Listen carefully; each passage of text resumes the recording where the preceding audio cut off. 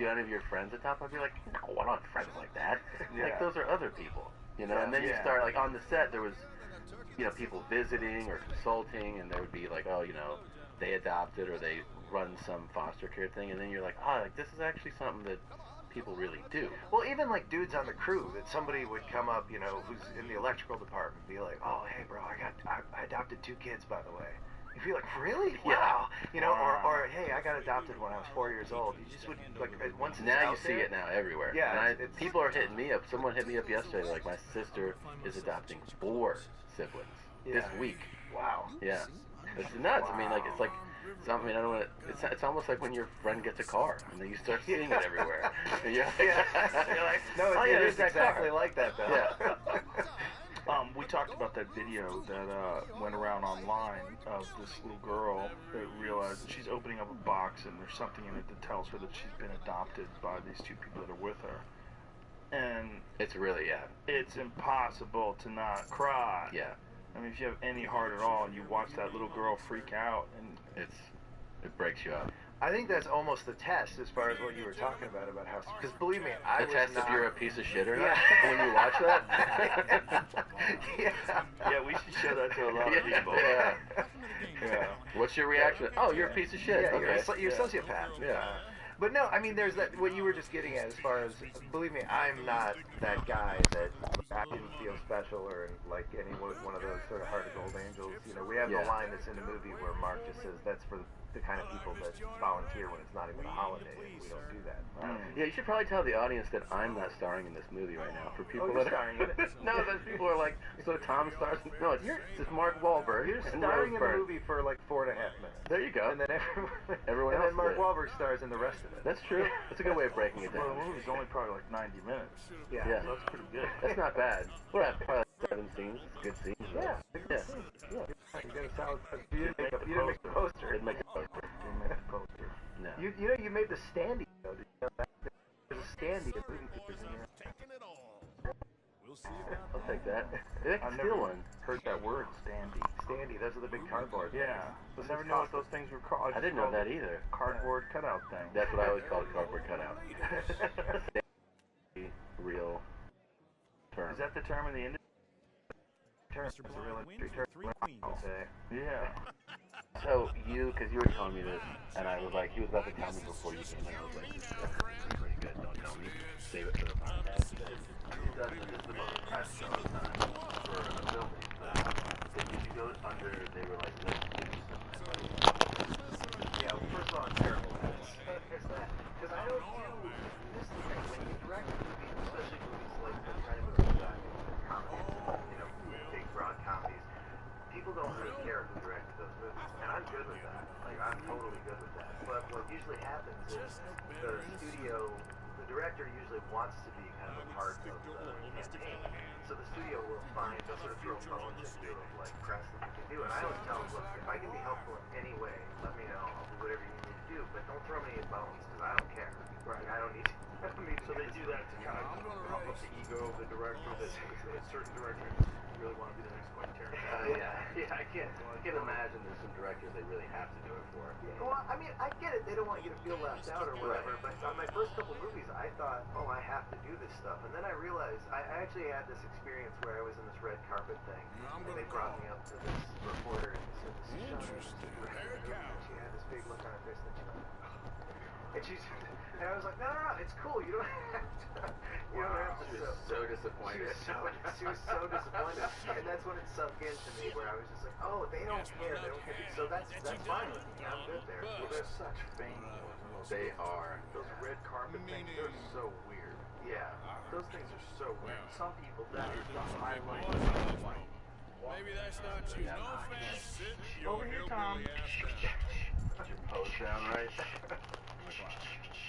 It's a really weird thing. Also, paparazzi at the airport. You have that where I've seen them where I'm with baggage. And they're looking around, and then they're like, safe upstairs. "Hey Tom, and they'll ask me like anything. They're obviously not there for me, but they're like, we got time till fucking whatever Seth Rogen gets off the plane, so let me ask you something, and then they're like, all right, never mind, here's everybody. Like, just blow you off. I had it happen only one time, because this obviously didn't happen to me. Yeah. I was flying into LAX, and I was getting off a red eye. I was so tired of shit. And these two guys come up, and they just were so nice. They were like, hey, you're Sean Anders, right? And I was like, yeah, yes I am Sean Anders. And nobody ever, And so it takes me a second to realize, and I thought it was so weird because it was shortly after Daddy's Home, and that was like the biggest hit. Yeah. And they were asking me about Horrible Bosses 2, and I was like, why are they asking me about, of all things, and I thought, oh, because Jennifer Aniston's in it. So they want me to say something about Jennifer Aniston and to see if they can catch me saying something crazy. Right. Looking for a soundbite slip or something. Yeah. That's all they try to do. Yeah. It was the worst. It's weird. And my wife is like, what was that? I'm like, it took me like an hour to sort of like trying to make you clickbait. Yeah. Well, what's interesting too is it's like sort of an impromptu interview that you have to do, right? Like if someone said, "Hey, this is guy, his name's Mike. He lives in Studio City. He wants you to go to his house, and he's gonna film you. He's gonna ask you wacky questions." You're like, "No, but if Mike just shows up at the baggage claim and puts that camera in your face, "Hey, Sean, Jennifer Aniston, man, what's up with the Botox?" And you're like, "What?" Yeah. Fuck. Right. That's how they get. Like you wouldn't do an interview with them under any other circumstances. Which is one of the weird things that happened during the Roseanne Barr things. Roseanne Barr was when her show was canceled and all the controversy was going on. She was supposed to do the podcast, and it became a big news thing. Because she put it on her Twitter that I'm going to do it, and we talked about it, and then they tried to show up at the podcast studio. So they had all these news people standing outside the podcast studio with their microphones. We're out in front of where Joe Rogan does his podcast, and they thought, for some reason, just because they're there, people have to talk to them. Right. Like, I'm here. Yeah, Talk to you me. must. Like, they're made out of milk. They're barely human. The way they talk is the most boring version of an interview you'd ever get ever. It's a tiny, quick little sound bite. But they feel like because they're there, the camera's on. I've got the microphone. Come on. Yeah. Do it. If they said, hey, KW fuck yourself wants you to come in and sit down for an interview, you'd be like, no, I don't want to talk to them. I don't have anything to say. Like, I'll do all my talking on the podcast. But, Yeah. Well, and also if you're, I'm in the business, but again, I'm not somebody that does a tremendous amount of press, or at least not until a couple of weeks ago. And if you're not accustomed to that, it's terrifying. It's weird because somebody puts a camera in your face, because immediately you're thinking like, well, if I just go, you know what, man, fuck you, like, I don't know, that would work. Yeah, then you're gonna see, you just think, like, I can't even walk away from this. So you just feel like you're all of a sudden somebody threw a cage over you. And they're not even asking you, can I do this? They're No. just doing it. Just, hey, Sean, let me ask you a question, Sean. It's forced. It's forced on you. Yeah. Well, it puts you in a weird spot. It's like all of a sudden you're on your heels. Yeah, because your right instinct away. is to be defensive of something. Yeah. So you know what I mean? Your instinct is not going to be, I'll give the most thoughtful answer to this, because it's in the moment. Someone just dropped it on you. So now you're like, okay, and your emotions might be kind of all over the place, and you're not stopping to like having a conversation. You're just sort of trying to figure your way out of it. And how many people have ruined their careers or lives on those things? Just fucked up and said one, they just try to be funny, or just That's the thing, because they'll misquote you. irritated, and then they get you, and then they put it up and like, fuck, why didn't I think through that? I was coming home from the airport, I was tired, I was jet lagged. Bourdain got a shitload of death threats because he said, they asked him, if you had to serve dinner to Kim Jong-un and Donald Trump, what would you serve? He said, hemlock. He's trying to be funny. Yeah. And then all these MAGA fucking morons, protesters, they were all sending these tweets like POTUS, he's threatening POTUS and all. So strange. Yeah. Like where is the where's the Secret Service? They should have locked this motherfucker up. And you guys are crazy. It's a joke. And that's the thing right there, is that clickbait articles they all make it'll say like so and so said this, and they make it sound like somebody like called a press conference to say something ridiculous. Right. Yeah. And really it was like you said, it'll be some offhand remark, and then people out there that are judging, they never have anybody walk up and put a camera in their face, and they just think, well, I would never say anything like that. You don't know what you would say. You're never in that situation. situation. It's bizarre. You It's know? very bizarre. Yeah, it's super very bizarre. So, how many of these things did you have to do to promote this film? Because this film is based in a large part of it on your actual life experiences, adopting these kids. How many of these things did you have to wind up doing? A lot, because we did our press junket in New York, and I've done junkets, and usually I do like 6 or 7 or 15 or whatever. I did in 2 days, I did like 90, 95. So do the same questions keep coming at Yeah. you over and over again? You start developing these canned responses? Well, that's the thing, you have to, and this is the mistake, and this gets back to what you were getting at before, is that when I would do press on my movies in the past, I'd go to the junket, and people would come in, and they'd ask you more or less the same questions, and I always felt weird, because I just felt like, I just want to have a conversation with you. I don't want to be like this disingenuous guy, and then I would be sort of changing up my answers and trying to kind of, and it just essentially just made it boring, and I wasn't really making any kind of a point whatsoever. So on this one, they were like, look, you've got a message with this movie, you've got things you want to get out of this movie, you've got to learn how to do this. So I went to like a day of media training, and it was I did, and the worst part was I've done interviews and I've been fine before, but I got this guy sitting across from me who's interviewing me, doing this mock interview, and then I've got the publicist and my writing partner, and they're just staring at me, and now all of a sudden I can't do it. Right. The pressure's there. Yeah. Who's teaching you? Who's teaching this media Well, training? Were they right away like, you kind of suck at this? Yeah, they were. They absolutely were. I mean, they were really nice about it. They were like, okay, all right, well, there's some room for improvement. Oh my God, really? Oh yeah, no, it was the worst. You seem like a natural. I mean, what is there to teach you? Well, no, this is the thing. I'm really comfortable with this. Yeah. With us just hanging out here talking. Sure. But this is what I do is I yammer. When I'm a nervous talker. So you ask me a question, if I'm nervous, I just kind of go and go and go. And like, Jesus, you know. So, that guy can talk, man. So the thing is, I got this guy sitting across from me, really nice guy, and he's the guy who's coaching me. But and I know I'm gonna get in trouble. Does he give you like fake interviews? Well, Is that how they coach you? First, he gave me a lot of really good insights. And the funny thing is, every rule that he's saying, as he's saying it, I'm going, oh yeah, I do that. Oh yeah, like everything he's saying that I shouldn't be doing, I'm like, oh yeah, I always do. What is he saying you shouldn't be doing? I mean, that the main thing, it's kind of like what we were getting at before, that when somebody's setting a trap for you, because so much of right now media training is just about don't go out and get yourself into trouble by going in and just talking about some ridiculous area, because that's what everybody's trying to do now. Like, just as for example, I did a Time Magazine interview about adoption about a year before we even made the movie. Really? Yeah. And it was just because I was in the process of working on the movie, and anyway, so the whole thing was just about adoption in my family and whatever. It was right when the Harvey Weinstein stuff was going on. So, and this lady's really nice interview, and then at the end she says, hey, you know, since I'm talking to a Hollywood director, I'd be remiss if I didn't ask, did you know about that Harvey Weinstein stuff? And I was like, no, I mean, and I didn't even think about my answer because I don't, you know, I didn't know the guy was never around any of it. That's sort of like one of the fancy movies. And I was like, yeah, I don't know, I never met the guy, whatever. I didn't think anything of it. I got off the phone. Did you know him? And it was like, and yeah, I knew. And I just thought right away,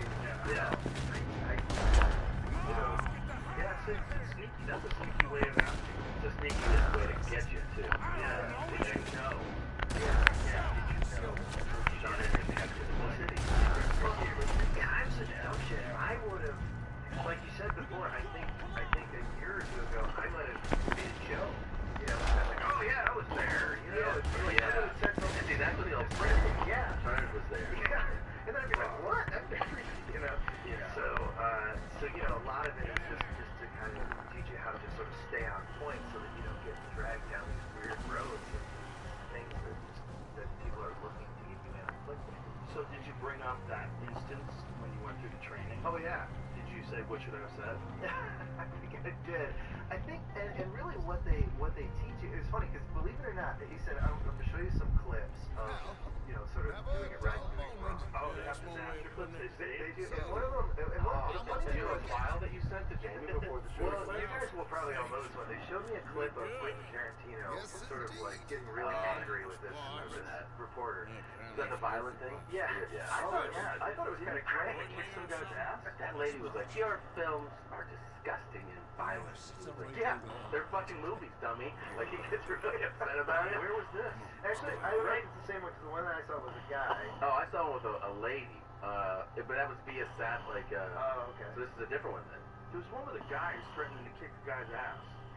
The one that I saw didn't go that far, but I actually kind of liked what he did, because he was like, no, I'm not playing that game with you. I'm not doing it. And he got all pissed off. But I was sort of like, yeah, you know. I like that he does that. Yeah, I mean, I like the one with the lady. The lady is like, your movies are so violent and awful. And he's like, a movie? A make-believe thing? It's not real violence. Like, he really sasses her. It's funny as shit. And then I also... Where is she? Where was she? It was like, he was doing, you know, she was like Good Morning Pittsburgh, like the entertainment reporter. And then he was actually probably doing like satellite stuff everywhere. And he was just like, you're dumb. So, but I also saw, there's that guy, he's a gotcha guy too, did Robert Downey Jr. It was like promoting a movie too. I don't know if they showed you that one. I saw that one. Right? And the guy's like, yeah, now your drug addiction. He was like, wait, what?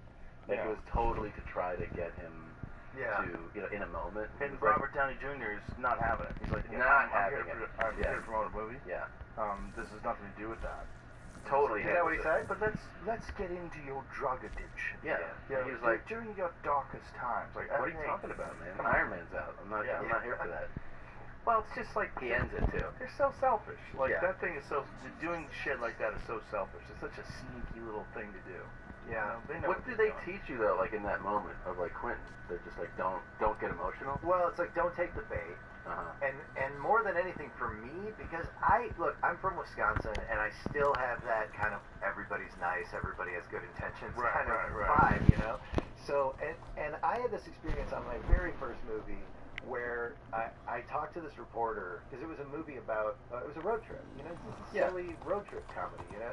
And I talked to this reporter, and he says, and he was being really cool. We were just kind of hanging out after this thing talking, and he's like, so, and gas prices were really high, and he goes, so you know, he's like, you feel weird about making a road trip movie when gas prices are so high?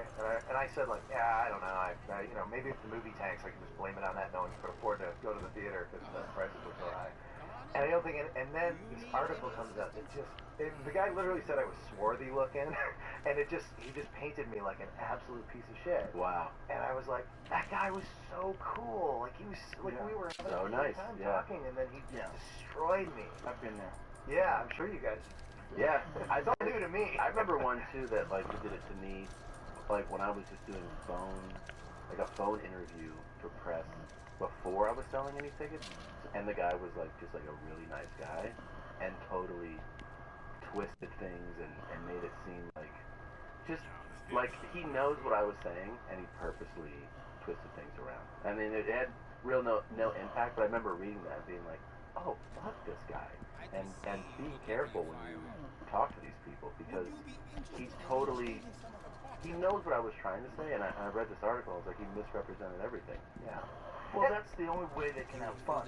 Yeah. And that's the only. I mean, if you're just a normal guy and you give the normal answers and you're thoughtful and considerate, that's not as good for them. Right. It's boring. Yeah. So they'll twist it around. Well, it's not as profitable. Right. It's more profitable, but especially if it's an online thing. With an online thing, you need a clickbait title. You need a bunch of people clicking on that thing, because otherwise you're not going to get any ad revenue for it. Yeah. It's a very bizarre model where it's encouraging people to be deceptive and to make these things inflammatory. And I gotta say, I mean, look, I did 95 interviews in the course of 2 days, and virtually everybody was really cool, really asking really thoughtful, interesting questions. So I don't want to make it sound like I'm ripping on the whole press over this, but yeah, there are these people, and that's the thing, is that if it was every single person that came along, it would almost be easier, because you could just kind of be like, okay, here we go. Like, But you get like 30 really good, reporters with integrity and good people, and then somebody jumps in and you're like, oh, and then they catch you not looking because you're not looking for that guy. They also get super jaded. Yeah. It's almost like cops that have arrested too many people. Everyone's a crook. Like they just think that everybody they're interviewing is a piece of shit. And it's also like they're interviewing these Hollywood people. They're thinking of you. You have a big mansion, driving a Mercedes, you got all this money. Fuck this guy. It's like this instant take on it. Oh, a Hollywood director. Yeah. Great. How's your casting couch? Yeah. Shit. Yeah, that's true.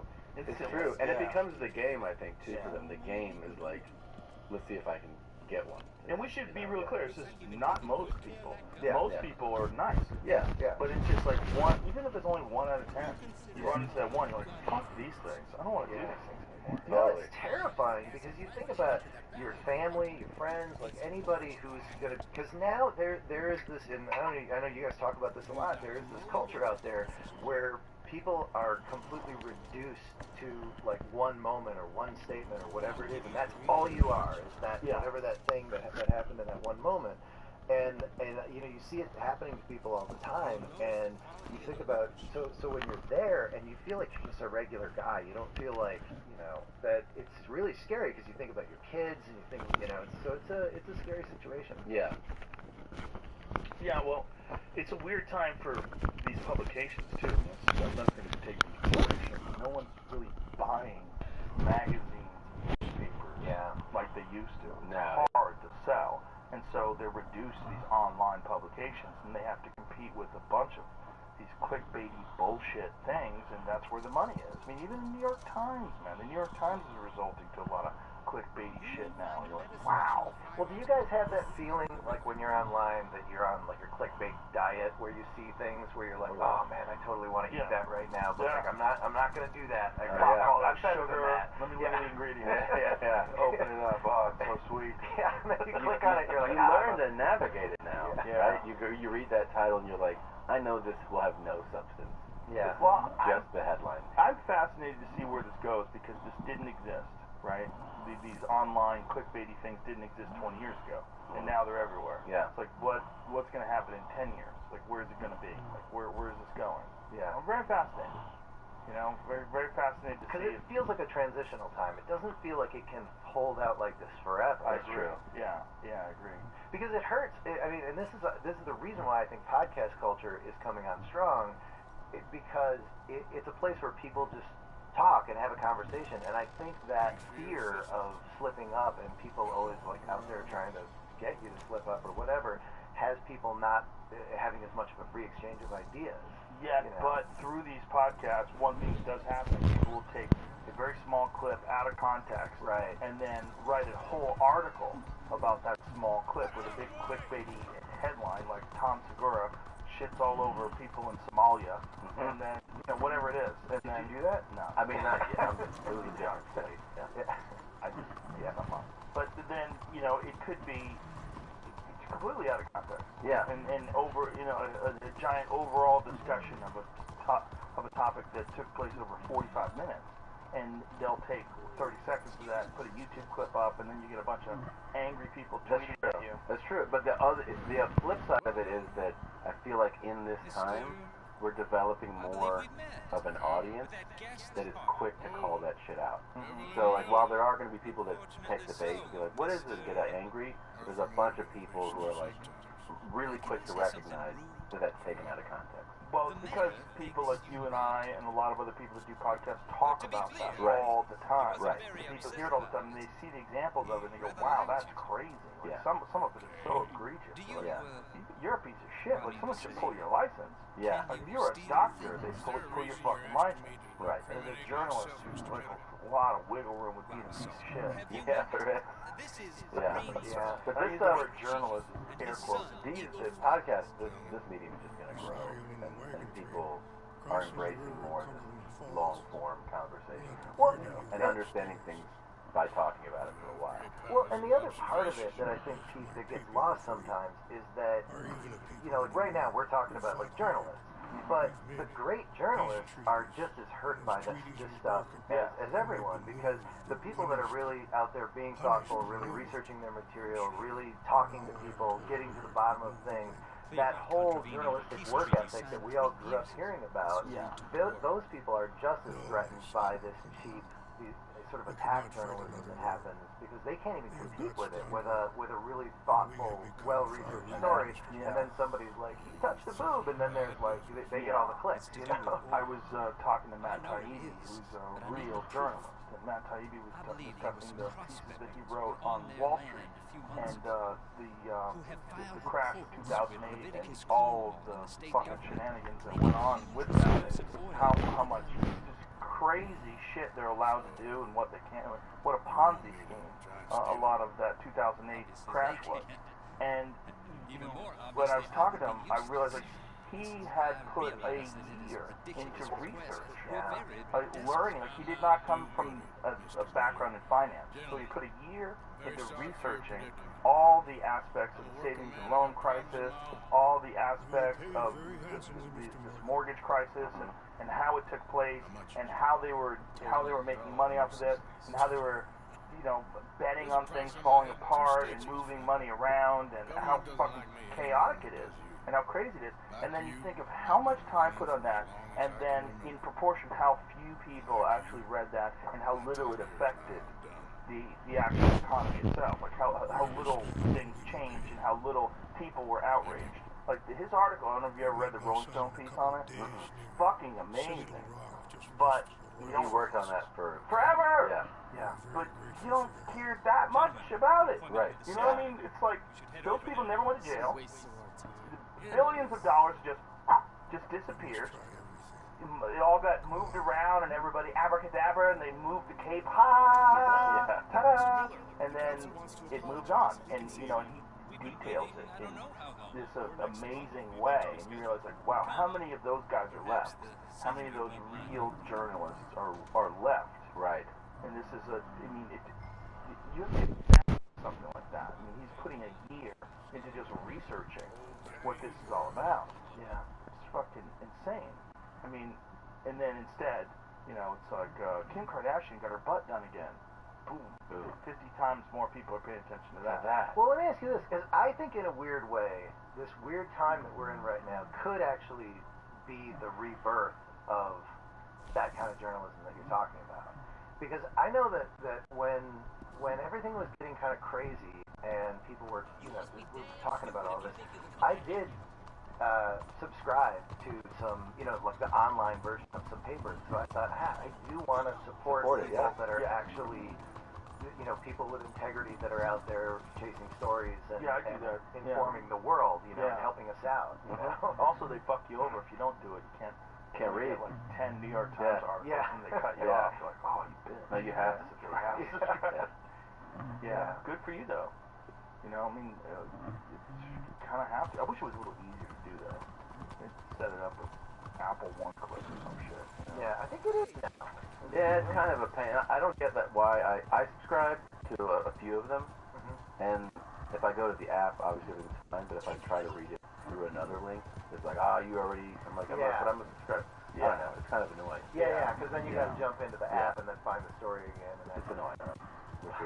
But I get it. I mean, they have to figure out some way to generate revenue. And these last 2 years have been huge for the subscriptions on those. I mean, like, grown by millions.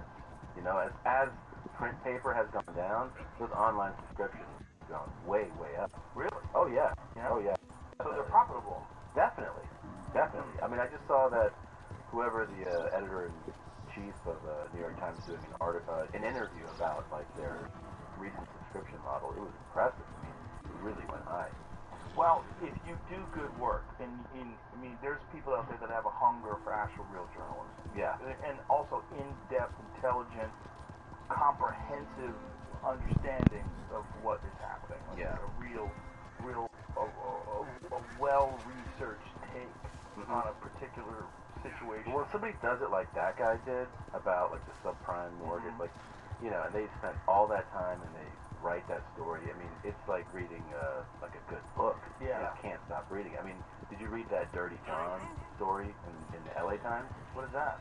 Man, and now they're making they have like a mini series coming out about it. I remember reading it and not being able to stop reading it. And it was like an 8-part series in the LA Times about this guy who was a sociopath who would go on to dating sites and basically bait women who were like divorcees, who had some money. He was posturing as a doctor and like would pretend to have this really successful life and just be a pariah that would like suck onto these people. And this story went really deep about how this guy found this woman, her daughters, they're like grown daughters, immediately suspected things were wrong. She didn't see it, but the story unravels the way like a good book or like a thriller would unravel it in the theater. So you're just like the guy, he researched it. I forget his name. They turned it into a podcast, and then now it's coming out as a short series. That's the guy? That's the guy. That's the real guy. Wow. Christopher Goffard. And man, so it would be like part one in the series. You'd read this, and you're like, all right, where's part? Like you're like scrambling to read the next. That's part. freaking me out because he's moving. Like his image is moving slowly. Oh yeah. Slowly pulling That's away. the real guy. It's a fascinating read. Wow. And I recommend reading it, man. I mean, it is really good. So was this guy a career Criminal. criminal? He was a career criminal that hit it well, but it's interesting that I remember reading it, and you're kind of fascinated how the daughters know. Like they just know. They keep going back to like this doesn't add up. Right. But she's kind of lost in the love and attention and excitement of this relationship. And he's just preying on her. He is preying on her. And he empties her account. I don't want to give it away, man. It's Okay. so good. Okay. It's so good. Yeah. Is it? You can get it right now. Did you have a subscription or did you? Like it's a podcast. There's a bunch of articles about how big it got released. And podcast now at times. Yeah. Well, there's still. I mean, for all the people that are into just short attention span, clickbait nonsense, there's still, and there's some sort of a market for real actually journalism, real stories, Yeah. real And that's journalism. what I would say that's what most of it is out there. It's just that we get so much of. I mean, there's such a stockpile of that stuff every day. But when it comes to the actual stories that you're reading, I don't know. Maybe I'm Pollyanna about it, but I feel like there's a lot of great stuff out there. I think there's plenty of great stuff. Can you think about the actual amount of content versus how much time you actually have to read? Sure. There is great stuff. Yeah. But if you look at the overwhelming appetite that people have for media, it's for nonsense. Yeah. Like I was watching the Wendy Williams show. I never watched that show before. Jesus Christ, I was watching that show. First of all, there was a girl in the audience that had a crown on. It was hilarious. The audience alone, like, they should have one. Was she half of the marrying herself? screen. She wasn't. Tom and I were at a restaurant last night, and a lady had just gotten married to herself. And we were both. We like, found out. keeping it We're together. like, what's going on over there? And someone was like, she's marrying herself in this ceremony. Jesus Okay. Christ. You never we see were guys like, doing that. I'll tell you yeah. this much. Yeah. My oldest daughter went over and hugged her. My oldest daughter is the sweetest person in the world. Yeah, yeah.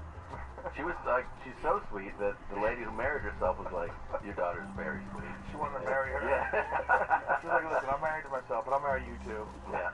Let's marry everybody. Yeah. But what were we just talking about? What? Oh, you said Wendy Williams. Wendy Williams show. you're Wendy watching. Williams show. Oh my goodness. Oh, is that when she fell down? Yeah. She had a moment in the show where You know what? she Have you fell seen? down. Have you seen what I saw when Aretha died? That Aretha had done an interview with Wendy Williams one time, and it was fucking hilarious. Why was it hilarious? Because Aretha Franklin was sassing her a bunch.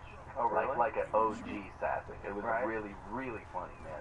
I don't know if you've seen it, but she's just like Wendy's like, I have an idea for this project or whatever, and Aretha's like, and she was like, so you want to go in on it? And Aretha's like, you gonna write a check? And she's like, I was thinking you could. She's like, oh, you ain't got it, huh? You ain't got the money? That's what I thought. She just turns around on her. It's so funny, man. It's hilarious. Aretha Franklin just owns it, you know? She's been around. She was like, not having it at all. Well, all the show is Wendy Williams talking shit about people. And all the girls in the audience go, they're talking about people getting custody, and she's breaking up with her, and it's like, wow, there's a lot of people out there that have an appetite For that, for sure. And I mean, how long? including me, obviously. I fucking sat there. I'm Look at at that. Marshall watching it, like, oh, what's Look gonna how happen? long Jerry Springer stayed on the air, right? Like, Yeah.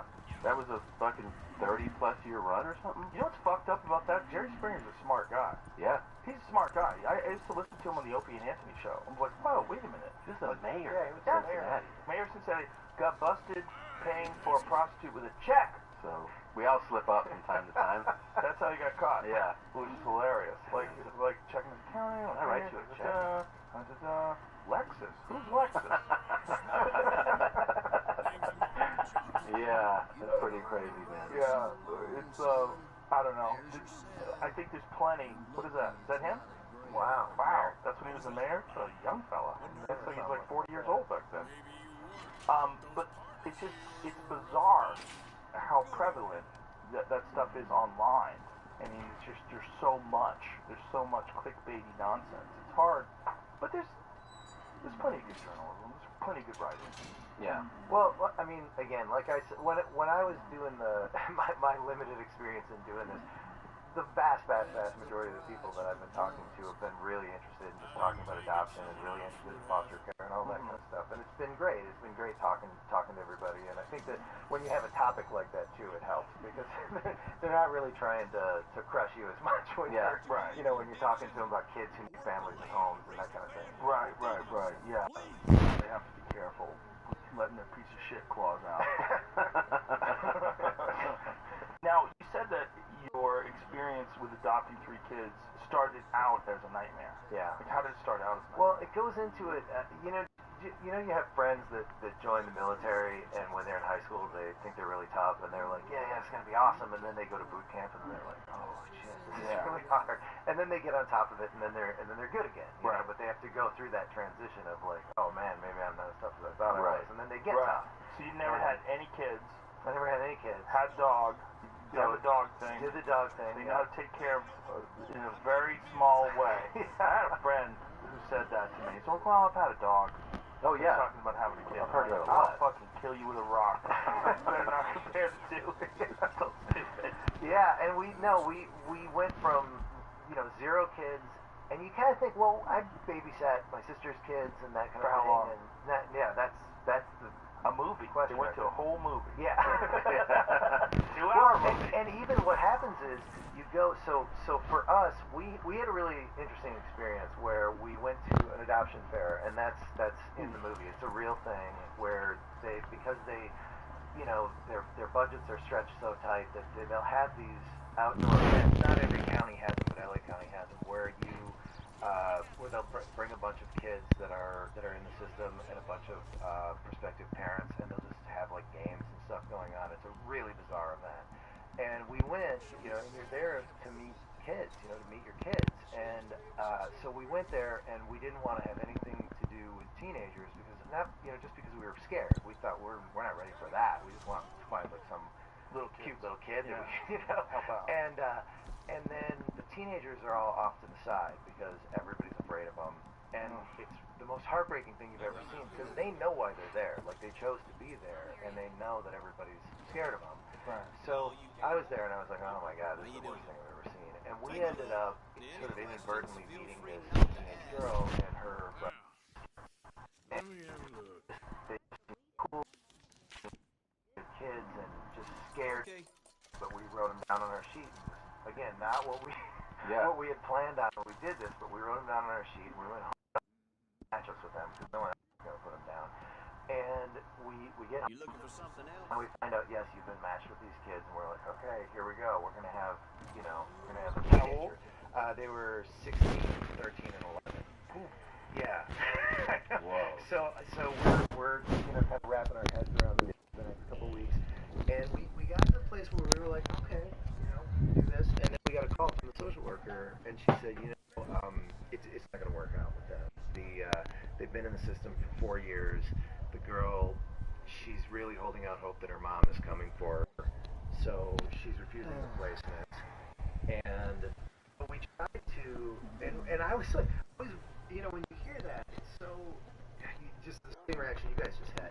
So my wife and I wrote a letter to send through the social workers, just saying, hey, look, we get it. If maybe you guys just want to come and just do the foster thing, or however you want to do it. And we just sort of sent the letter out, and then she came back and she was like, yeah. And then she very matter of fact just said, but there's these other 3 kids, and those kids are my kids now.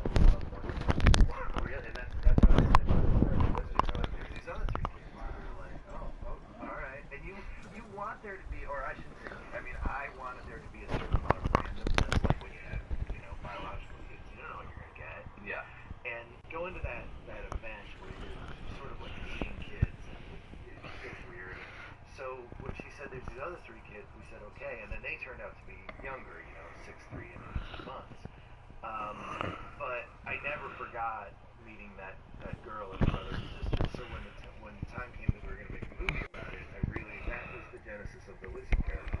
Right. I wanted to make sure there was a teenager in this movie because they're so misunderstood.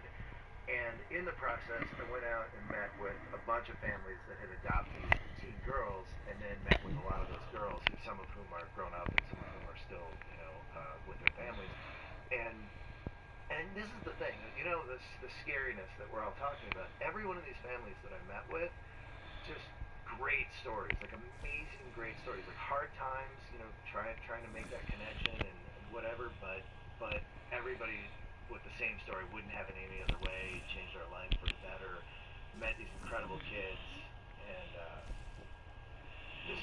and now I'm yammering, but No, you're not yammering at all. Okay. How old are they now? How many years have you had them? Almost 7 years, so my son Johnny just turned 13, my daughter's 9, and my other son is 8, and How long was it between the phone calls, like I have these other 3 kids, and you actually getting them in your house? God, what was it? It was a couple of weeks because there was. A couple of weeks, that's it? Yeah, no, it wasn't long at all. Whoa. But because they called me and said we have these other 3 kids, and then there was going to be a meeting because they don't tell you much about the kids until they really sit down with you. Whatever trauma, here's whatever, So, and again, in our case, they don't have all the information, obviously, on their past. So Right. they kind of tell you, like, here's the kids, what they know, that kind of thing. So I wasn't able to go because I was at a work thing, and so my wife went to the meeting, and I was like listening to it, and I was at the meeting, and and there was this one moment, she's telling us everything, and there's this one moment where she slides the picture across to my wife. Says, here's a picture of them. And there's this long pause. Oh, they're cute.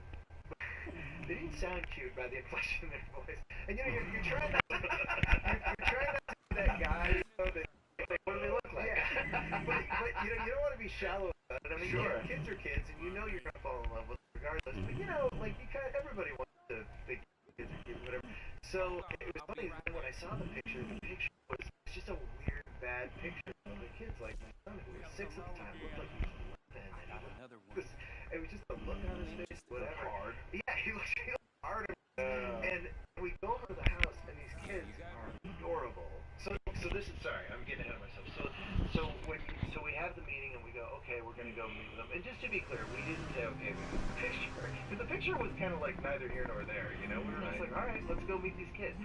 So we go to the house, and these kids are adorable, and it's the weirdest thing ever, because you go to this foster home where they live, and you play with them for like 2 hours. And when do you ever play with any kids for 2 straight hours? Like actually actively play with kids, especially kids you've never met before. Sure. So it's exhausting. Yeah. And it's weird. And we touch on this in the movie that I was really scared when we were getting there because I wanted so much to walk in, see these kids, well up with tears, know it's for real, know these are my kids, and just have that like positive connection moment. And that didn't happen at all. Like It's more weird, right? Like, so who are weird. you? I'm gonna live with you. Yeah. And and the little kids are just kind of like, this is, it's actually weird in the other direction. They're so used to kind of mess around that they're just kind of like, oh, okay, who are these people? Right. And so we get in there. The father case was like, go to your mom. And I was like, oh, don't do that. Don't do that. That's, Slow your roll, yeah. lady. It just felt so obtrusive to the kids, Yeah.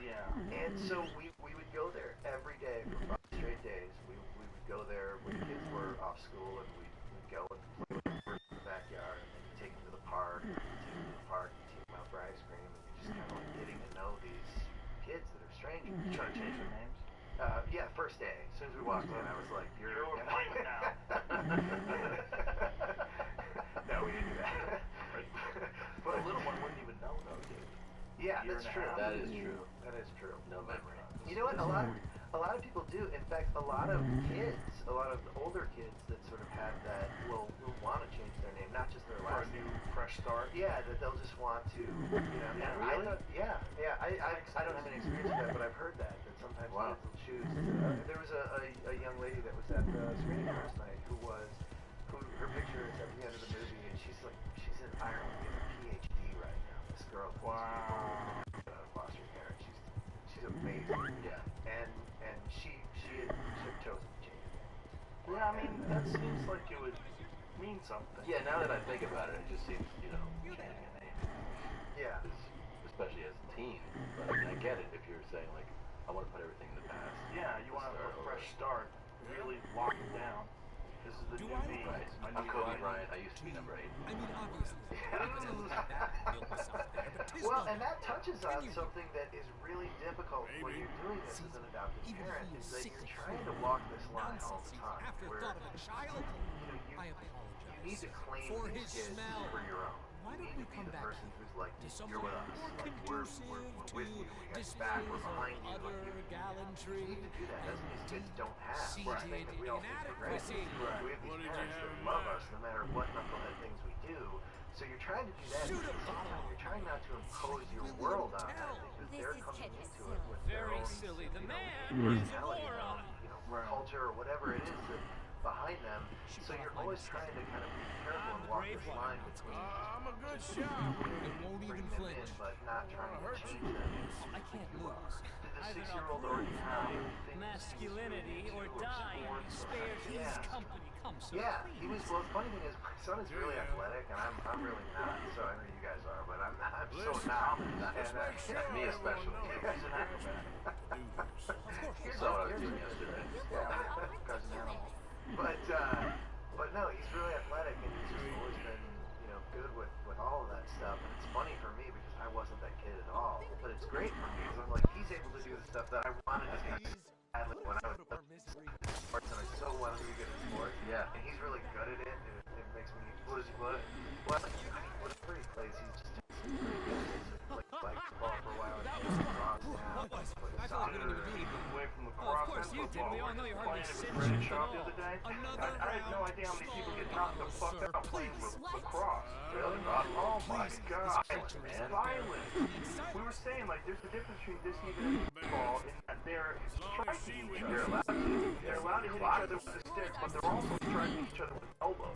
They're running in, and they have the stick in their hand, and they're elbowing each other in the face as they're running. I mean, look, it's a crazy amount of force Yeah. they generate. Oh, yeah. These kids are getting flatlined. Yeah. That's because I had Dale Earnhardt Jr. here the other day on. Really nice guy. Great guy. Suffered 12 concussions over a period of 4 years racing. Yes. And has, like, some significant brain damage. Shoot the rat. Or to the point where he was walking, he had to hold on to things. Now he's so fucked up. Couldn't just walk. He'd get off the couch and walk to the bathroom. He had to hold on to like a table and a chair, and he had to make his way through. All of this from concussions. And, what they're getting in lacrosse or they're getting in football, it's all the same shit. It's all Yeah. head trauma. It's head trauma, yeah. So I'm a terrible parent. No. Man, my kids go to a very nice school. It's a great school. And we went to a football game the other day where the older kids are playing football. And I'm just sitting there. All the other parents are having a good time, and I'm like, damn it, brain damage. There's some brain damage. I'm like, Jesus fucking Christ, these kids running at each other full clip, smashing into each other, fall to the ground. You see the kid get up slow, put his hands on the ground, he's all fucked up. I'm like, this is crazy. Like, you I always guys are felt like teaching people. I always felt like lacrosse. My high school had lacrosse too, and I always felt like it was way crazier. Because I didn't know about it at the school, and they have it. This shit is nuts. Because they have sticks. Yeah, and they're just. Oh yeah, of course. Yeah. At least if you're a football player, you can become some Herschel Walker type character and become a huge baller. Yeah, it's true. But you got no shot if you're a lacrosse player. I they interview like all the guys in the NFL. They're like the young guys. They're like, your life Now I'll stand by my life. Me too. You keep shooting. probably started at some point because of the impact. Shoot away, Yeah, sir. we think about that. They're like, it's worth it, man. This is awesome. But nobody is like, I mean, you're getting some guys that you see retire early, which was unheard of 10 years ago. Guys, one guy came out, played his rookie year, retired. You get guys early retirement. Some guys finish out a contract, they're up for a big contract, and they're out. Yeah, that's happening. But there's still, there's no shortage of guys who are like, I'll take the guarantee, whatever my signing bonus is, and take the brain damage. Well, and look, that's how our brains work. Our brains are designed to not have that kind of insight until you get much. I'm ready. You're deranged. Yeah, My bottle and his brains, if you please. tell people, hey, what you're doing right now, this is really going to cost you when? Like today? No, well, fuck it. Well, that's the same way we deal with climate change. Literally the same thing. We would drive around in cars blowing smoke out. Like, one day it'll do. Yeah. It's going to be a real problem. Like you tell them, it's a real problem. Like, Doing while I hide. that sucks. Whatever. Yeah. Oh, give me the money shooting. Oh, man, Yeah. I think me and the lady had Get a lot of I don't blame you, sir. This man's tongue, I would run and too. they don't make the decisions. Skills and talents. Even if they could have the I foresight, am going they to probably walk make good Helen decisions. home. Don't They're follow not us. thinking She rationally. is an And they did elderly some aunt, and I fear the studies. sight of you Who was could that study finish came her we off. referenced Helen, it is this before where they You two, looked come at along. kids There's that me and the play lizard man Prince football making it literally from Pop Warner all the way through college, and how many of them have CTE. Really? Oh, Jesus Christ. It's stunning. See, I always felt like my point of view on it was always like, I played football 4th grade through high school, right? And I always was like, man, That's why you're so fucked up. I know. But I just feel like, like you have definitely some big, in an amateur career, you can think back like, man, I got my bell rung there. How many times did you get bell rung? I don't know. Here's the thing. In 4th grade and 5th grade, you're like, that doesn't happen, really. I mean, kids are like, walking up and like wrapping up slowly. You're playing with kids who will eventually not play football even in 6th grade. Right. So it starts to be, you might have like a stud on a team in middle school and still a bunch of guys who won't play in high school. Yeah. And then in high school, there's definitely some athletes that stand out for sure. I mean, those are the kids that will eventually go on. But you play teams, and there's weeks where you're just like, no one's really good on this team, and you'll have a game where you'll feel like, I got a couple good hits, and nothing really of impact. And then something will stand out. Like you'll play a school that has like an all-state or all-American player, and you're like, holy shit, that guy fucking fucked me up bad. And you remember it. I mean, I remember it to this day. Some of those like really standout guys, and you're like, that hit stuck with me. But that's once a year that you play that guy, right? Or that you remember a school that good. And then if you don't go on to play in college, it really feels like kind of a risk assessment where you're like, I didn't feel like that was, do I have damage? I don't know. But I mean, once you get into college football is where I feel like that's where you're really playing with really good athletes. A friend of mine, a guy in his neighborhood, a kid who was 21, committed suicide. And he was a college player who was about to go into the pros. He was 21 years old. Really? Yeah. And he significant CTE, like just really ravaged. Every year, a player played tackle football under the age predicted the early onset of cognitive problems by 2.4 years and behavioral and mood problems by 2.5 years. Yeah, but there's a study. Wow. This is okay. The average study found that 211 players who were diagnosed with CTE after death, who played tackle football before age 12, suffered from cognitive, behavioral, and mood symptoms earlier than those players who didn't start to play till after age 12. Wow. They're saying that. Okay, the study included 246 former players, 211 of whom were diagnosed with CTE after death. That's insane.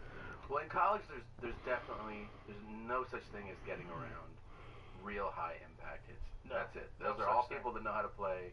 They're all athletes. You're But here's gonna the get thing. rocked. What they're realizing now is that subconcussive trauma is what's responsible for the majority of brain damage. What's subconcussive? You're not getting a concussion. Oh, Yeah, you're just getting rattled. yeah. So getting rattled where it's not even fucking you up, but over time, Over time, that you have over and over. multiple hits that are just they're not knocking you out, they're just jostling you.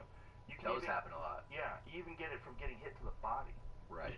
You get hit to the body and your head snaps back, and you don't even get hit in the head, and you're like throwing up, and your head's all fucked Yeah. up, and you're trying to figure out what's going on. It's because your brain's been moshing around inside your head. Yeah, the thing that I remember too, the thing that stands out is when because there's such thing as like bracing for a hit and then feeling it and you're like, fuck. But when you don't see someone coming, Oh yeah, man. Oh I mean, yeah. it's like a fight, but Be you don't see a blindsided. punch coming. You're Oh like, yeah. 100%.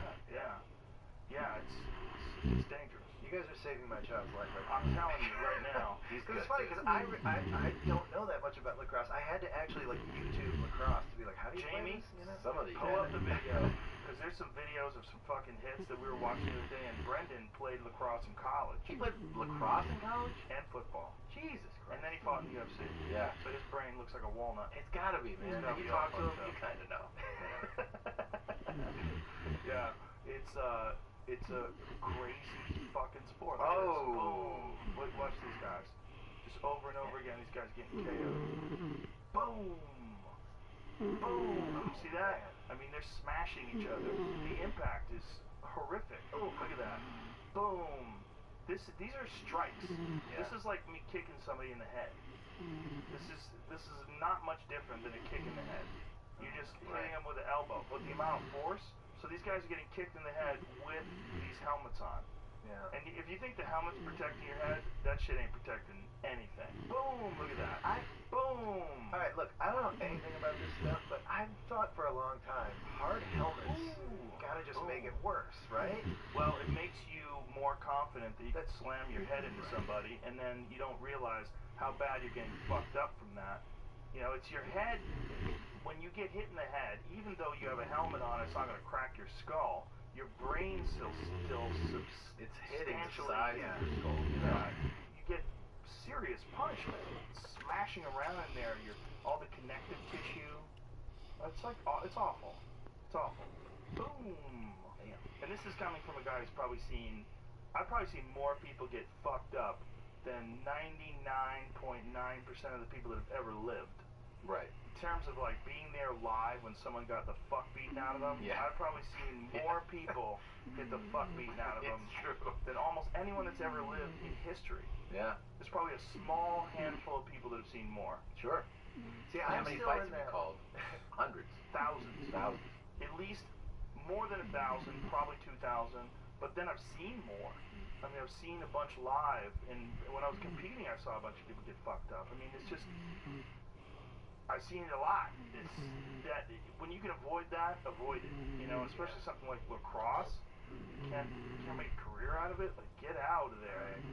Because it actually just started. Because right now I'm used to like kids soccer, where they're just running around, Right, it's cute. chasing the ball. It's cute, Yeah. it's fun. It's Soccer's actually really great. fun to watch.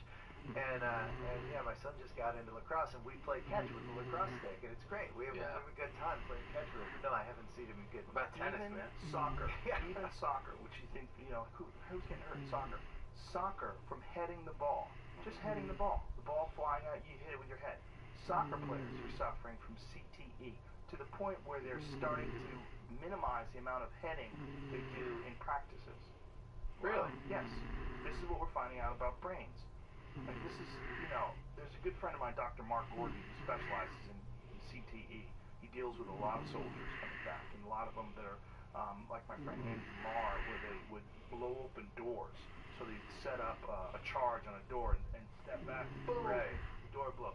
These guys, I mean, he didn't even get hit with anything, or maybe IEDs, like they're nearby. Those guys suffer significant brain damage. And it's just from the impact of just getting shook by an explosion, not even anything actually hitting them in the head. Which high school sport has the most concussions? Is it soccer? Girls soccer. Girls Isn't soccer it cheerleading? had rates Oh, exceeded right. boys football by 2015. Wow. I know when you stop and you look at those, like when they're going to commercial on the college game, Yeah. and they throw that girl up in the air, and you're like, man, No, to but get that right. I saw a documentary about it. It's one of the most dangerous sports in the Sure. world is high school cheerleading. Because these girls fall on a gym floor and just Ooh. smack their heads on the floor. It's crazy. There's a breakdancing Instagram page called Stance Elements. Jamie, pull up Stance Elements. Is a guy who looks like he's about 300 pounds, and he breakdances. He leaps forward and lands on the top of his head and keeps his feet up in the air. I don't know how the fuck this guy did this. This guy's bigger than Bert. Really? Yeah. Maybe not as big as Bert. Yeah, come but on. he's pretty big. And he leaps forward and he lands on his head, no hands, lands on his head with his feet up in the air and holds the position for like a solid second. It's preposterous. And when you can do that trick, you do it a Watch lot. this. Look at this guy. Whoa! Yeah. Look at the size of him. Watch this. Keep some volume.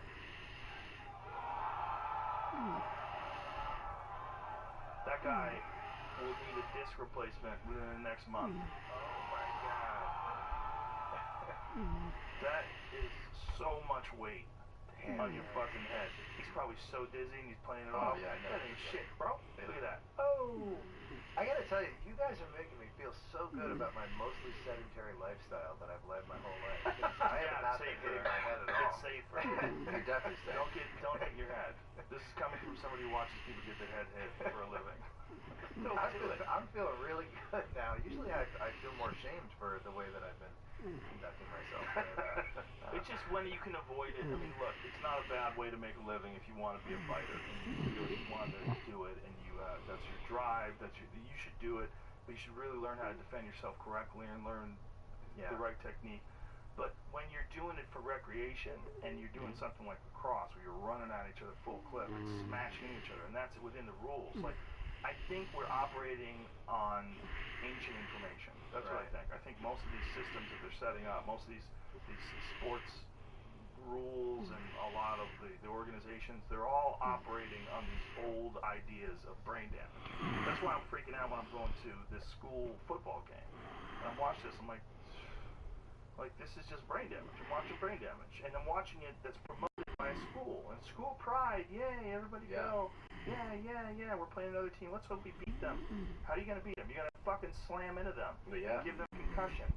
And And do they're you going to go get- to school and they can't count. do you get blowback for talking about that stuff, or from fans and that kind of thing? No, No. because it's true. Yeah. I'm sure there must be some blowback. Yeah. I don't read it anyway. But it's got to be true. Yeah. I mean, there's just too much evidence.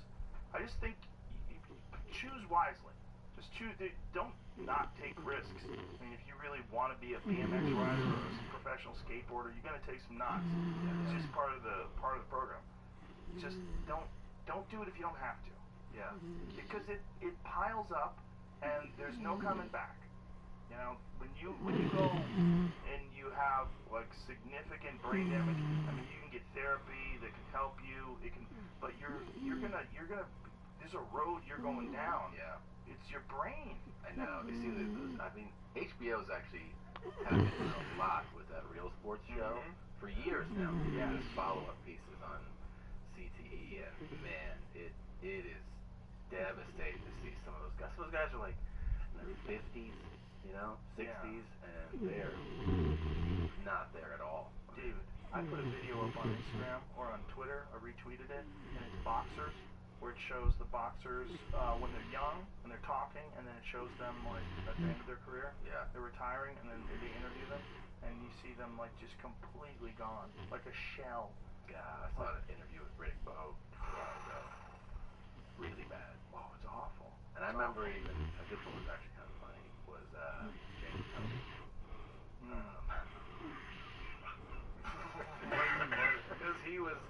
Because it was towards the end of his fighting, and he was definitely at least 40 pounds overweight, Right. like really out of shape, but still throwing bombs. Right. And he was sparring, and it was like that piece that they air right before the fighters go to the ring on fight night.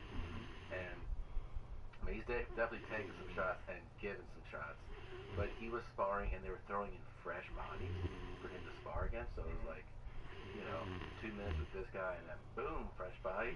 And as he's like, he is like really hyperventilating, sweating, spitting, he's still talking shit. Like as he's fighting, he's like, bah, bah, bah, hey, you faggot, fuck you, bah, bah, bah, bah. And then they bring in the next guy. He's like, piece of shit, your mama, bah, bah, bah. And he's just mess.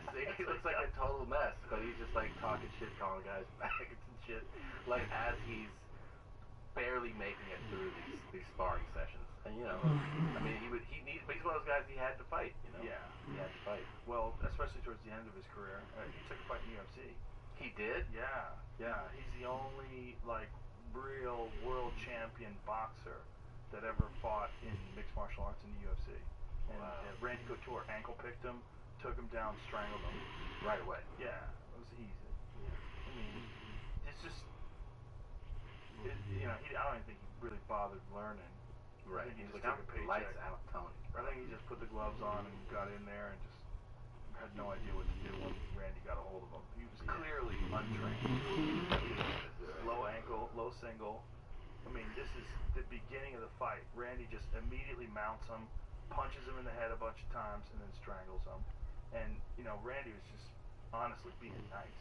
Really? Yeah, he could have punished him a lot longer if he wanted to. He just wanted to finish him up. It was sad. Because it was just, he was talking about how these guys just don't know how to handle his hands, and every fight starts standing up, which is true, but Randy Couture will take you down all day, anytime he wants, and then he got him in an arm triangle, just smushed him. I mean, even when he's punching him, he's not even hitting him that hard. He's just trying to force him to give something up. That's what he wants. He wants his head tied down against the side of his arm, and just squish him, and that's gonna tap. That's it. Wrap. Whoa. Didn't take a punch. That was pretty quick. Smushed That him. was pretty fast. Yeah, and James Toney's one of the best that ever did it. He's a phenomenal boxer. Yeah. But just need that And head talked check. a lot of shit. He was a great shit talker. A lot of shit. Yeah. So, I don't want to discourage you, but No. This probably is you good. would show your son some of these videos. Because Show him like I some- said, we're out in the backyard playing catch. It's just like a slice of America out there. I'm not even thinking about this. No. Well, people operate not totally aware of consequences, and they make choices that will affect them for the rest of their lives. Yeah, That's and I mean, I love my kid. Like, 'cause even Yeah. when, you guys are kind of like I'm having that feeling right now because I love my kids so much. And I'm just thinking, oh wow, okay. Does he like basketball? He does, yeah. Basketball's a great sport. Yeah. There's no contact. And guaranteed contracts, man. If you make Woo! it to the league, bro. Yeah. That's the best. How tall is he? Not tall. No, that's not. Yeah. Okay. What about baseball? It's another one. Baseball's That's great. Oh, Baseball's a bomb diggity. As long as you only hit with a pitch. Get hit with a pitch. Yeah, that sucks. But other than that, that's the lifestyle, man. Yeah, That's the baseball. best. I don't know if I'm allowed to do this here, but while we're here, I really wanted to talk about how Tom got into this movie. Oh, Can we yeah. talk about that? Yeah. What do you mean allowed? I mean, allowed to just totally jump tracks like that. And Of just course. throw in, okay. We're talking about brain damage. I don't want to get in trouble. sports. I don't want to get in There's podcast no trouble. rules. Podcast have no rules. Yeah. How did he get in this? Yeah, how did I get in this? So I saw his stand up, and I thought it was really funny. And we had already written a draft of the script, and I was like, oh man, this guy would be a great Russ. And I didn't really think too much about it because we were making another movie at the time. And then when it came back around, we were talking about different people that you're going to cast, and you could do these boards up. So your picture was actually on a board for a while. Wow. I don't think you even knew that. I didn't know. Your picture was on a board. I did not know that. And so then, so tell it from your angle when you got the call though. 'Cause Oh, I'll tell you this. So I don't even know if you know this, that I passed on the audition. I do. Yeah. Yeah, you told okay, me I'll this, tell you but that. It's a good So story. when they, for people, like if you're a star, you get calls that like you have an offer, right? Like, do you want this offer? Do you want to do this movie? If you're just like working, trying to get booked, you get these emails. Usually it's an email followed by a call that says like, for your consideration, movies called In Family, John Martin wrote it. It's, the part is Russ, and it has like all the, Mark Wahlberg's agreed to play this, and Rose Byrne is attached to play this, and then here's the sides. And it was like one of those things where it'll say, at 11:15 a.m. you are confirmed. And I get that email like on Monday, and I was like, I just got back from the road. I was like, I got a podcast today. I was like, whatever. And then I just don't even read any of it. So then it's like, Tuesday, and then something happens, and we're busy at the house, and then Wednesday, and then they go, hey, we're just following up that you're good for the audition tomorrow. And, just confirming that you'll be there. And I were like, nah, like, that's a pass. Like, I'm not gonna be there. And that was it. I just sent that off. Like, I'm just not doing that. And then I get a call right away. Like, hey, I noticed. I'm trying to make money off Yeah. you. I noticed that you're not going to. You said no. Is there a reason? Did what did they say? There's always that phrase. You didn't Did you respond to the Yeah. size? Did you not respond to the material? Yeah. Did you not respond to the material?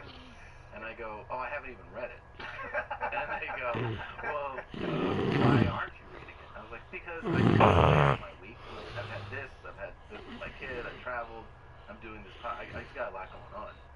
And they're like, he's like, okay, I go, so, like, it's not personal. I think, like, he's taking it personal, you know? I'm like, I'm not saying no to upset you. I just have these things.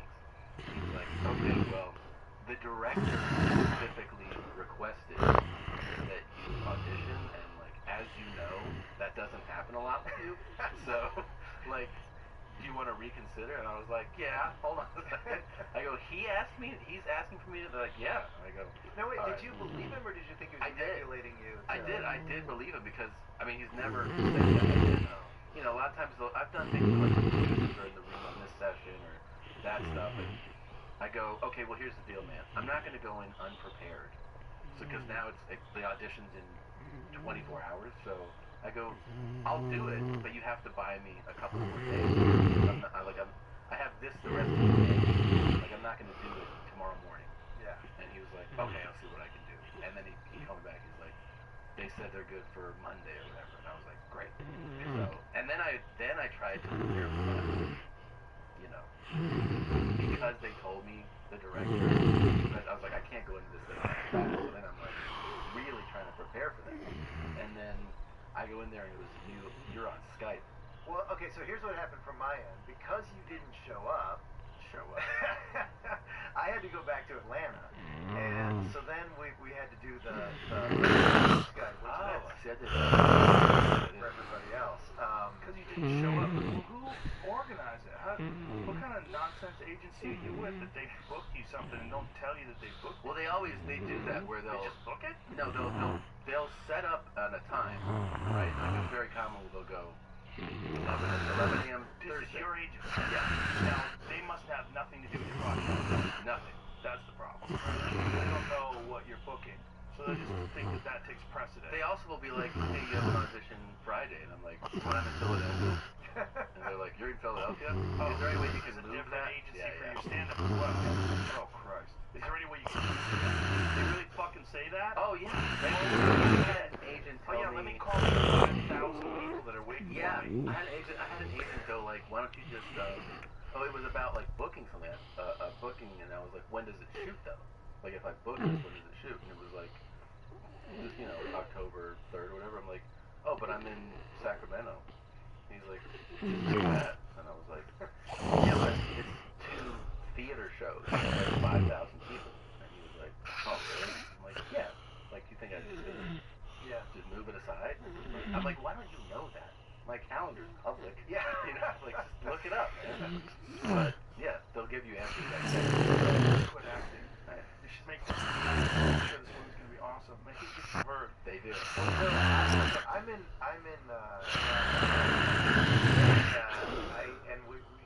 he auditioned to do Skype, and when I saw his stand-up, I was like, this guy's perfect, and it was just not at all what I had in mind. And I just was like, so I'm watching it, so I'm trying to give some How do you direction. feel about this? I had no idea whether. Here's the thing. Every audition. This is actually fascinating to audition because you literally leave auditions and you go. Sometimes you go, that was great, and you'll never hear anything again. Sometimes you go, I bombed, and you get a call. Hey, guess what? They want to see you again. Well, you don't know what they You have want. no idea. You have no idea. I You mean, don't really know what they want when you're going in. I So- did not know yeah. that it sucked that bad. I didn't know that. It didn't. No, it wasn't that it sucked that bad. It might have been. No, it wasn't. No, it was just that you have this very specific thing that you do that I wanted to bring in and be a part of this character. Yeah. And you left that out. See, but I don't think. What's that thing? It's like he's got this huge delivery, this kind of devil may care kind of like Deadpan sort yeah, of. but it's like a big part of your persona. It's Yeah. sort of like, all right, whatever, Yeah. I just said that, okay. And I wanted Russ to have that thing. And when you came into audition, you left that thing out. Do you think I did that in the movie? Not at all. No, you were great. No, I'm saying I feel like I did exactly how I auditioned. No, you didn't at all. Really? No, you didn't. It was like night and day. Really? Like night and day. In my mind, if someone were to ask me, I'd be like 100%. The second audition, you did. Really? Yeah. Because basically, so then what happened is we got together, and I thought, and I was like, you want to meet him for the second one? Well, we got together because I called him because I really wanted him to be in the movie, and I called him and I said, would you be willing to just, like, come over to my house and we can just talk through it and work through it a little bit?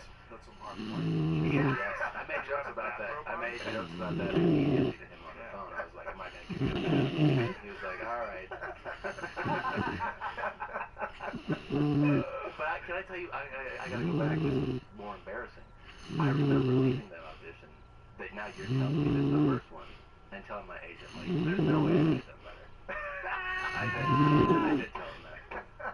I'm like, I can't imagine that this was. I'm serious. Well, and this is the thing. I understand that because you had energy, you were funny, but you just didn't have that thing that I wanted so badly to be a part of the character. And so it was that was the one thing that was missing, and then you talked about it, and then you did it, and then also we got the chance because we didn't. When he read it, he's reading the dialogue that we wrote, for anybody. But then once you have somebody's voice and you can adjust it and make it a little more comfortable. So we made some adjustments to the dialogue, which made it more conducive to your just style of speaking. That's true. Yeah, that was fun. And yeah, it was. And, so then he comes back and he does it again, and he crushed it, and he was really funny. And he sent that to the studio, and they were like, "Oh my god, this is great!" And it was like such a no idea, dude. I have no idea. That's kind of why I wanted to talk about this on the podcast. Yeah, because I knew you didn't know him. I definitely didn't know that. It's actually like it's the thing though. Like that's the big bummer about independent auditioning is you walk out and you go. Sometimes you follow up. And you're like, what's the feedback? They always tell you they loved you. Yeah. Is there anything else? And you don't know, like, was it good, was it bad? And you also don't know what they're looking for. I don't know. I mean, going to your place, going over, in detail more, and also, like, I actually felt like I won a contest. Because, you audition, now I know I tanked, and then the director's like, do you want to come work on it so that, like, possibly you can do it better? And I was like, sure, man. So I'm working with him on this thing, and I don't know, we spent a lot of time working on it, and then when I found out I booked the role, then I go to it, and I feel like it's a second part of the project, because he has all great actors in all the parts. I mean, stars, but like Margot Martindale from The Americans. Did you watch The Americans? No. Oh, that show. You've seen her though; she's amazing. Yeah, I heard that show's awesome. that show is so good. I mean, it just ended, but like if you want to binge weekend, now you have 6 seasons I think to go through, and I became a big fan of that. And Julie Haggerty. You have like just all these great actors. So every time, Spencer, Tig Notaro, every time we're like shooting a scene with one of them, I end up just watching them. Like I'm in the scene, and I'm just like, wow, he's a really good actor. Yeah, it totally is. I did a scene with Maura Tierney once when I was on news radio. And Maura, definitely one of the best actors I've worked with. But she was so good that she did the lot. She did the line scene, and I didn't realize that it was the line scene. I realized she was just talking. I thought she was just talking Because of how like she's so natural. I was like, that kind of creeped me out. I was like, oh, that's a line. I was like, that was weird. Like, you were just totally normal. Right. Because otherwise people are like, Tom, where are we going to find a guy that's going to fix that? Right. it's so forced. She had none of that. She was really an actor before she was. Some of them don't like to be called actresses, right? Yeah. So they say actor. But in comics, who the fuck uses remember that? That went away. I didn't know that exists anymore. Do you know about the Latin X thing? I didn't know that was a thing. Do you know about that? What do you mean? I was reading this article, and Latino and Latina are male gender specific. Right. So, and the word Latin also gets it done as far as I don't know.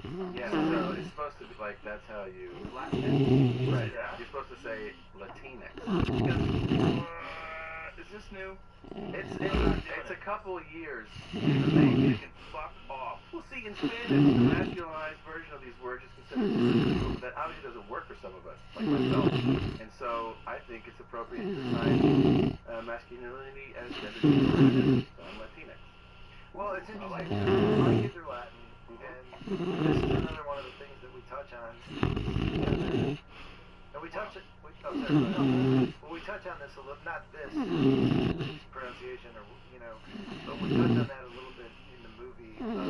There is that feeling, when we were young kids, we were just open. We were like, look, we're pretty general age-wise. We didn't go in expecting 3 kids, not one, turned into that. But you're open to it, and they ask you, well, what about ethnicity, and you just go, yeah, whatever, wherever the need is, whoever needs parents, let us know. But then when it happens in your kids, in my case, Latin, then you have you start to kind of think about it, like, oh, well, is that okay? Is that gonna look like the white savior thing? Is that gonna look weird? Is that am I seeing things right? And what ends up happening is a really wonderful thing where your family becomes this melting pot, where at first, because the times that we live in right now, it's a little scary jumping into that, because you're thinking about what but you also think about who the kids are, what their need is, and how obviously wonderful they are. But all of those things come up, and that's something I think it wouldn't even be, why would that the Latinx thing have anything to do with my house? Well, now it does. Yeah. So I've got all that all the time, and I actually find it really interesting. The Latinx thing? No, not that specifically, but just that my family is now this little melting pot. Yeah, that part's cool. Yeah, it's cool. I reject Latinx completely. Well, it is cool, but it's also very strange that is and it would be a real point of concern. Like, you would worry about, how do I handle this culture without cultural appropriation? How do I bring my kid and embrace the Latino or Latinx culture? Like, how do I handle that? Yeah. And how do I do it without getting called a racist? Right? Well, and it gets back to what I was talking about before, where you're trying to just put your kids' needs first, and just deal with them as children, as individuals, Right. And at the same time, you're with other parents, and there's in the adoption community, and really in every direction, there's mixed race families in the adoption community, and you're kind of learning from them, and just I don't know, it opens up a lot of conversations with your own kids, and just the movies you watch, the food you eat sometimes, and I think it's great. No, it's great. I think it's really The language thing for me, it stands out more than Latino, like my mother's Latino. It's funny to me that I would say. Yeah. He speaks fluently, which is hilarious, because Tom has some great stories about people not thinking he speaks Spanish, because when you look it up, you're like, look at this fucking American guy. Yeah, he's like a regular American guy. But he speaks perfect. Like, I've been around him when he asks people questions, like, oh, I forgot you do that. Yeah. It's like someone who they do backflips. Right. They just do a backflip. Yeah, it's true. And it throws people off. Yeah, because you look so American. Yeah. And then you look like a guy, a guy who loves football. Yeah. Like a fucking American, a regular American. But he speaks perfect. He rolls the R's. It's even when I travel abroad, like Spanish countries, even there, even though Spanish countries are also Right. they still look at you. Oh shit! Like yeah, it's really throwing people off. The greatest one wasn't even with me. My sister, one of my sisters who also speaks Spanish, went to the Naval Linguistics Center, and she was in the Navy for a while, and she learned Mandarin. And it was really intense, It was really intense.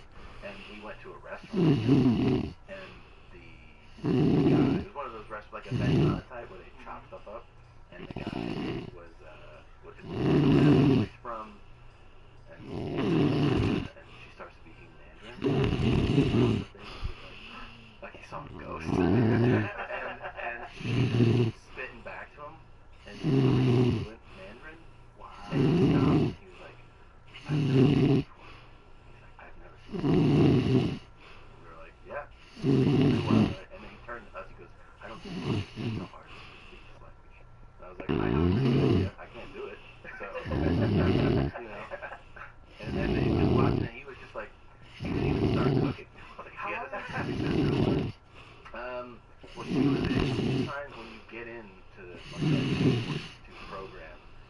she filmed, I think it was something like 8 hours a day, 5 or 6 days a week.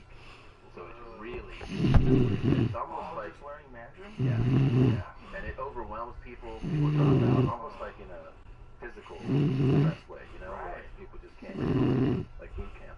And I forget how long she was in it, and you know, she didn't reach the level of super, you know, fluent like where she was, but she was able to communicate. Did she read it?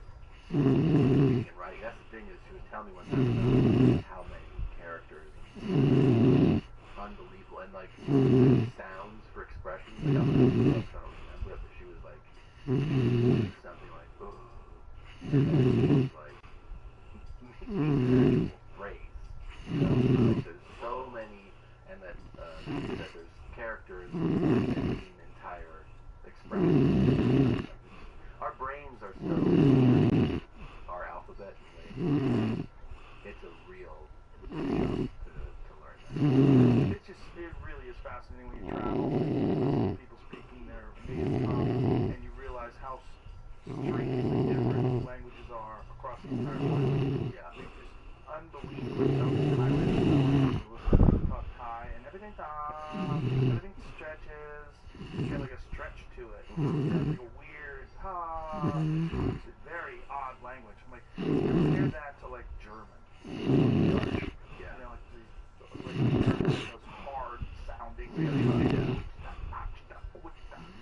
just weird, different. Yeah, and the Latin ones, the Latin root word, like languages, all do have a singing, songy kind of. And it's nice to listen to. It's a beautiful language. Yeah. I mean, I like listening. I don't speak Portuguese. I like listening to it. Yeah, Brazilian Portuguese is amazing. Yeah. It sounds so cool. And we listen to French music sometimes in the kitchen. Yeah, like cooking. I don't know what to say. I like it. that when I write. I listen to Spanish music when I write because I have no idea what they're saying. I do it too.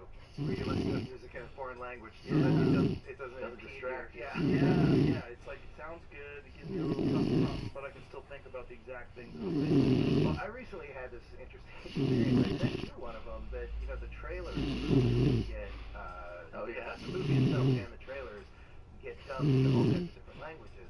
So you have this dialogue that I wrote, you know, or me and John wrote or whatever, and you get to hear it in different languages. And I sent you the Spain Spanish. Yeah, that's different. And I'm not going to pretend that I understand that much what the difference between them. But that's predominantly what you speak, right? No.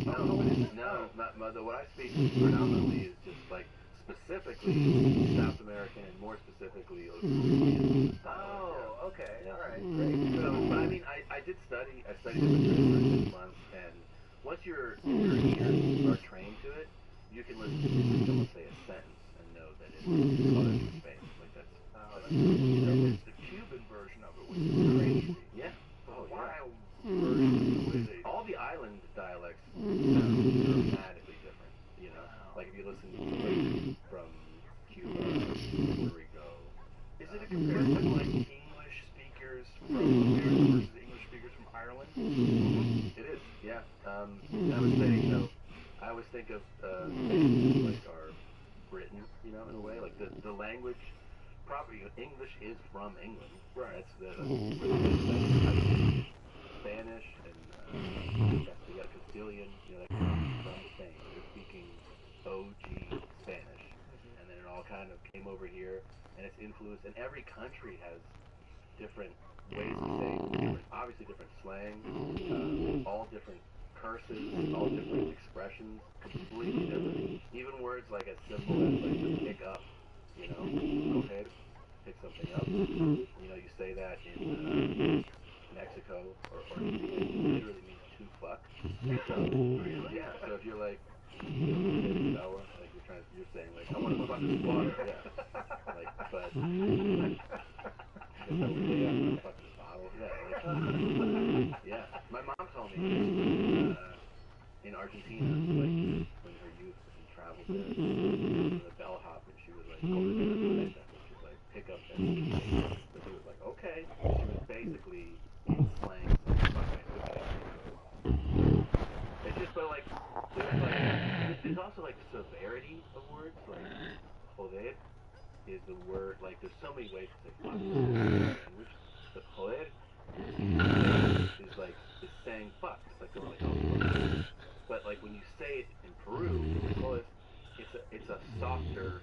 taken as severely. So it's not read the same way. You're saying like you're complaining, but you're like, it's taken as like, oh, don't mess with me. Wow. You know? Wow. So like even when I would go to Spain, like they were like, damn, you curse a lot. I was like, really? And then they, you know, we went over that one. And then like 6 months later, they were like, you actually do curse a lot all the time. And I was like, yeah, that's fine. Do you do stand-up in Spanish when you... I've done bits and stories where like I involve both English and Spanish, but I haven't done. There's a show now here in LA that they're doing. I think even at the stores had it like once, where some of the Spanish-speaking comics here have done like a full show. Felipe did it as well as what's the other guy? Torres. Didn't Joey do it? I don't know if Joey did it. Joey used to do Spanglish Yeah. in Miami. He would do Cuban, Spanish, plus English, and it was impossible to follow. It's like because the audiences were, there's so many Cuban people in the audience, and he would hit punchlines in Spanish, and people would literally just throw chairs through windows. They would just jump through the ceiling. He would crush so It's hard. so great. I middled once in Miami and did, use every trick to get through the set 'cause it's such a chaotic club. The club was insane. It was totally insane. And I was doing stuff and talking this way. I would hit a punchline and say something back to the guy, go back to English, do like your best bit, and then something else in Spanish. And it was so crazy to me at the time. Like I never experienced a 20-minute set like that. And the headliner asked me to do 35 minutes split. Like he was just like, good night. Because he was a white guy and it was like not. No, it's not happening once they got that flavor. Yeah. Yeah. Because it was like, it's the most, I mean, that room it didn't hold that many people. It had like 300, I think probably less, maybe like 275. And they had like, there were Haitians, Colombians, Cubans, Puerto Ricans. I mean, it was such a mix of people. And if you start giving them a little bit of flavor, And they let people in there that were like 18, they let people in with guns. It They let all was, kinds of people in. it was the Miami Improv. It was the worst club to work. They're reopening that new location. Good luck. Yeah. Too late. I don't know. I hope it works out. I don't know. That was what was that? That was Coconut Grove. Yeah. And now they're opening, I think, in Doral. Miami's just so crazy. It's such an interesting place. It's so different than any other place. I did Miami right before I did my Netflix special. They were using those Yonder bags. They put your cell phone in the Yonder bag. Yeah. So you could use it while you were inside the Sure. So you know what they did? They would leave the room and use the Yonder bag. Yeah. Right? So the entire set, the only place where the entire set, people just kept coming and going. They just kept leaving and coming back. They had to be on that side. There was so many people doing it. Like there might have been like dozens of people at any point in time walking around, coming and going outside to use their phone and then coming back in. Like it was chaos. Yeah. The phone thing, I don't know that there's a real good solution yet. I did the Yonder thing in New Orleans, and that place wasn't too big, but it was also still, you can tell, like, it's inconvenient for them. It's a long thing to go through. But then you have people coming and going in and out of the showroom. They want to use their phone. It's a fun. But if they don't, if they just sit there and just tune into the show, it's great. It's like 10%. I think so too. Yeah. But it's hard. It's hard to impose that. I know. It's surprised when people know. What was my phone? Yeah. And you're like, you're gonna put it in a bag. It's still gonna be on you. You can use it as long as you leave this room. I don't know, man. I need to check my phone every second.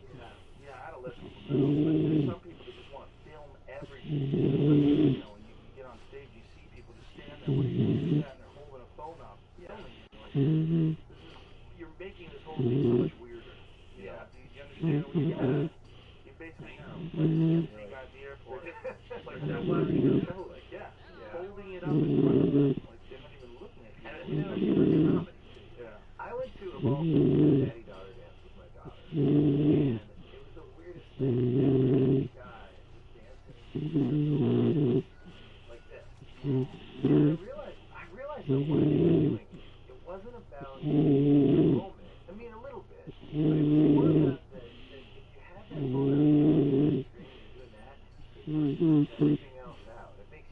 moment, instead of having this awkward thing of like you're dancing in front of these other girls. Oh yeah. You know, I don't so think it does. You're trying to capture these moments.